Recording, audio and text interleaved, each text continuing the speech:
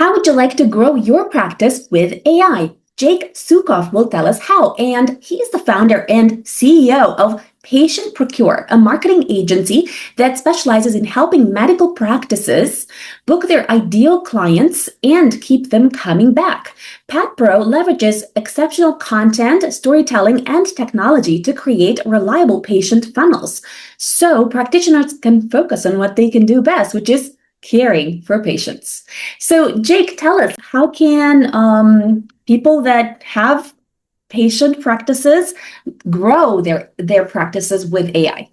AI Superwoman podcast with Lily Patrascu shares the world's most innovative AI tools and processes to go from technophobe to AI pro, attract leads, close sales, automate your business, enhance productivity, and deploy AI agents to do your work. Wow, where to even begin? Thank you for having me, Lily, and it's good to be here. Why don't we start with SEO, because it's something that I have an outsized focus on, and what I believe still, even with the age of LLMs and search engines giving answers rather than directing patients to articles, I still think is extremely relevant. So every single physician or healthcare practice should have a good understanding of what are their pillar topics that they want to be known for and talk about. That's the conditions they treat. That's the special treatments that they offer, whatever differentiators they have from other physicians in the space, essentially their secret sauce. What is the reason that a patient would pick them over their competitors? AI is a really great way to help surface all of this. So whether it's ChatGPT, I use Claude, you can use Perplexity, whatever you want. You want to list out, these are the conditions that we treat, here's the services we offer. Help me create a block of pillar topics that I'm going to be known for. And that's where you start. And then your entire website should be built around these pillar topics, and your content production strategy should also correspond to these pillar topics. So if you are a functional medicine physician and you do, a lot of peptide injections, or you work with nutrition, you want pages for these specific topics, and you want to be publishing blog articles. If you have white papers that you're creating about these, they should live on these pages. If you're doing social media posts, that's a great place to start. Use AI to help you organize your thoughts and create these topics. I can go a lot deeper from there, but why don't we pause there for a moment? Yes, let's go deeper into this topic. Great. So once you have your pillar topics, you want to go to ChatGPT or Claude or whatever LLM you want to use, and you want to ask it to pull out what are the specific keywords that people are searching for to find you for each of these pillar topics. So let's go back to nutrition. Maybe it's nutrition for a specific age range for seniors, or maybe it's a specific condition, nutrition for diabetics, or nutrition for whatever the patient population that you're treating. You want to focus on search volume. Ultimately, what we're trying to do is understand what is the search intent of your patients, meaning what are your prospective patients searching for on Google or Bing or DuckDuckGo or Brave or whatever. What are they searching for that you want to be surfaced for as the solution to this problem? So if somebody's searching for, I don't know, how to prevent migraines, and you have a practice where you do nutrition to support migraines or Botox injections, these are keywords that are going to come up. So if somebody Googles Botox injection for migraine, you want your practice to come up. If somebody Googles what should I be eating to prevent migraines, you want your practice to show up. So once you have your pillar topics, you want to dig into each pillar topic and understand what are the keywords that people are searching for within that topic. And then from there, you want to start producing content for that topic. So, a blog post about, here is the diet that somebody who suffers from migraines should be thinking about in order to reduce their migraines up to 50%, and then list those things. Now, one of the challenges with written content today is that everybody has access to LLMs. Everybody can produce long form written content in seconds by typing in a prompt. So the key thing that you have to remember here is that it's not enough to just put this information onto a blog and put that blog onto your website. Now, candidly, physicians, healthcare practices are not great at this, so that might separate you enough just by doing that. But if you really want to separate yourself more, you will add your own personal experience into it. Google understands that everybody's using LLMs to generate content, and they claim they're doing it now. I don't know how much they're doing it in practice, but I'm sure in the not so distant future, they'll get very good at identifying AI generated content versus real personal primary source content. So what you need to do is, let's go back to this nutrition example. If you create a blog post about nutrition that folks who suffer from migraines should be thinking about, you want to then take notes. It can be a voice memo. You can record a short video of yourself. You can do bullet points. Make sure you inject your specific expertise and experience into this blog post. It needs to be something that nobody else can find on the internet, and that will help you differentiate, because it's just not enough that you find something on ChatGPT and post it. Everybody's going to be able to do that. Thank you. Tell us more about the specific use of AI to grow your patient practice.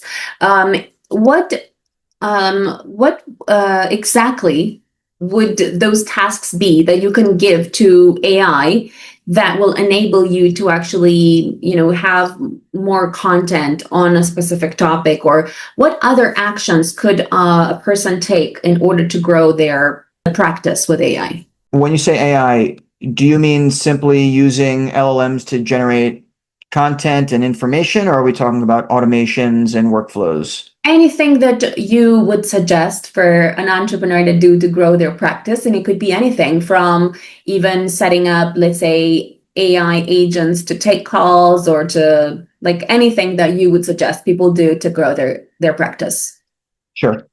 On the strategy front, AI is a really great partner in helping you understand what are the gaps in your business that you should be focusing on. So using it to understand where your patient's spending time, what types of content they're interested in, helping generate email flows. There's a lot on the content side, and I've been going through SEO, but everything is, I tell all of my clients that they have to think of themselves as media assets. You need to be publishing on social media. You need to be getting your thoughts out there. And using LLMs is a great way to help you generate that content at scale. But I'll stop talking about content because I think you guys get the picture. I mean, there's some more very specific ways that you can use AI to generate content, but I think you've heard enough about that. You mentioned AI voice agents, and we've been experimenting quite a bit with that with varied success. One of the biggest challenges that I see from my clients' patients is that they don't get in touch with somebody in a timely manner. And I'm not going to name any names. There are some companies out there that exist that will implement voice agents within your practice so that when somebody calls, no matter what time it is, they speak to an agent who can take their name, their email, their phone number, and then in some cases even book an appointment. In others, just capture that information and then send it to the front desk associate who can then book an appointment later that day or the next day. I think that this is going to become ubiquitous in pretty much all healthcare systems in the not distant future. There's no reason that you should be losing patients because somebody's not answering the phone. If you think about populations where you have Spanish-speaking individuals who are calling and you don't have a front desk associate who can speak Spanish, but you do have a voice agent that can very easily speak Spanish or Mandarin or literally any language, I find it hard to believe that this isn't going to become just the standard, kind of the status quo for all of these practices moving forward. What are some other areas we've used AI for? With tools like Go High Level to do outbound. Similarly, it's not enough to just be able to receive a phone call, and it's not enough to send out an ad. There needs to be consistent follow-up. I've worked with a lot of healthcare practitioners where their front desk is uncomfortable with calling prospects 2, 3, 4, 10 times, when the reality is these people need to be called relentlessly until they say, please stop calling me, I'm not actually interested, or they book an appointment. And humans are notoriously bad at following up, especially, I mean, I've seen so many cases where you have a patient coordinator making phone calls. That's not their job shouldn't be to make 10, 15, 20 phone calls to the same prospect. They hate to do it. They're not good at it. And it's ineffective because of that. It's really, I shouldn't say easy, but it's simple to implement systems within Go High Level where you are sending emails, you're sending text messages, and reminders are going out consistently until patients are booking appointments. So any physicians who struggle with closing the loop on leads, I'd recommend looking into that type of integration because it makes a huge difference. It's HIPAA compliant, and it removes a lot of the strain that I've seen practitioners put on their staff. I mean, we're talking about a skill that most salespeople need to get trained in, and to expect somebody who is not an expert in it or even interested in it to excel at it's optimistic at best. Thank you. Tell us more about inbound marketing for people who want to grow their practices with AI. And let's talk about the different levels of inbound marketing. So first, if you've done any sort of like WhatsApp marketing and integrated that with any chatbot. Second, any like AI chatbot that is like a conversational chatbot that will lead people from, let's say, inquiring about, I don't know, I want like a Botox procedure, or I want something for migraines and so on, that will lead them actually onto paying for a service and booking a certain time with the agent. And any other way to make the inbound marketing more efficient and more effective, so that, let's say, you get a lot of, thousands of leads, potential leads every month that visit your website. And let's say they're looking at articles around, getting slimmer, or, having a procedure, but then they don't end up giving their name and email. Is there any way to make the inbound marketing better and more efficient to capture those leads with AI? So I know there's like 3 questions in one. So much there. Yeah. Well, let's start with how I think about inbound, which is inbound is all based on your brand, and it's based on trust. And if in order for somebody to reach out, there's really only, I'm going to simplify this, but I feel like there is the random way where somebody has a dire need for your service. They go online, they find you somehow, either through Google or ZocDoc, and they reach out to you and they book an appointment because the need is so high.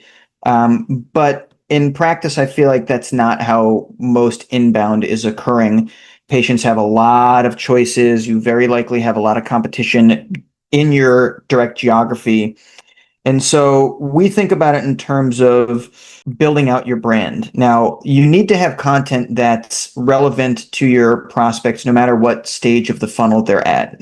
Top of funnel being educating folks on the conditions that they have that they might not even have enough knowledge about, on the treatments that you offer and how it might be relevant to them. And then moving more towards the how do you solve these in your own unique way. Who are you? Why they should trust you. And then you can get much more in depth as you go down the funnel. But we are mega believers in short form video for a couple of reasons. First of all, I think it's one of the best ways for practitioners to build trust with their patients outside of the exam room, and not just for prospective patients, but existing patients, if you want them to come back. On average, I think the number is like 10 minutes on average that a patient spends with their physician in the actual exam room, which is no time at all. And in my own anecdotal experience, it's much less than that. I've gone to dermatologists who've spent 2.5 minutes. They come in, they look at me, they leave. So any piece of content that you can put in front of somebody that will help them get a better understanding of who you are, learn about your bedside manner, your rapport. Like I said, just building trust with you is extremely important. So first and foremost, I think it's extremely important to have that short form and long form video all over your website, on your social media platforms, in your emails, really anywhere you can.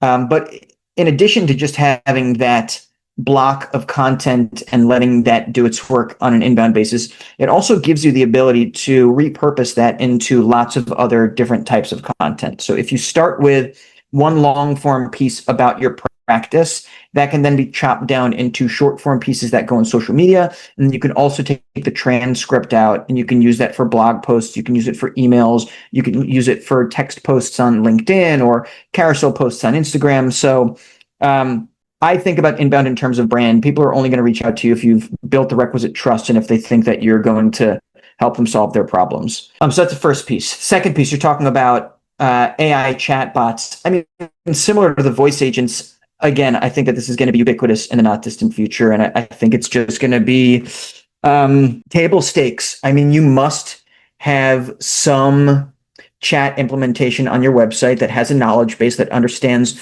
what insurance you take, what are the treatments you offer, what is the pricing of everything, even information like what are at-home treatments they can do without coming in to see you, having them generate treatment plans or suggested treatment plans that they can look at before they even come into the office.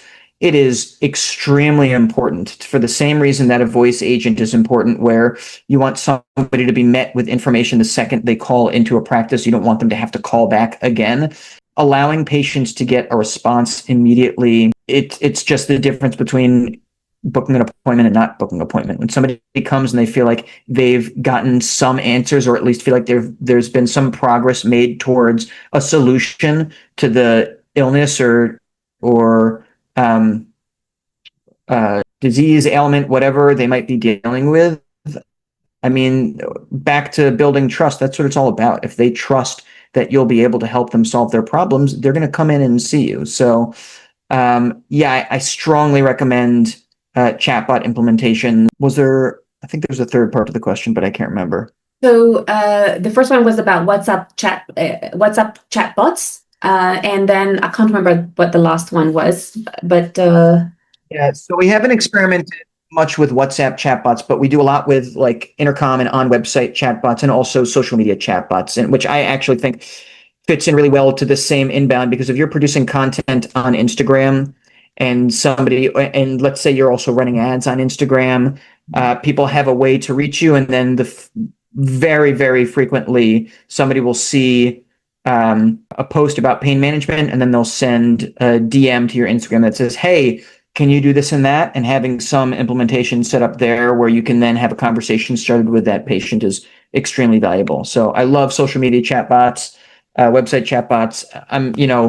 We've done a lot of SMS marketing through Go High Level and some other softwares.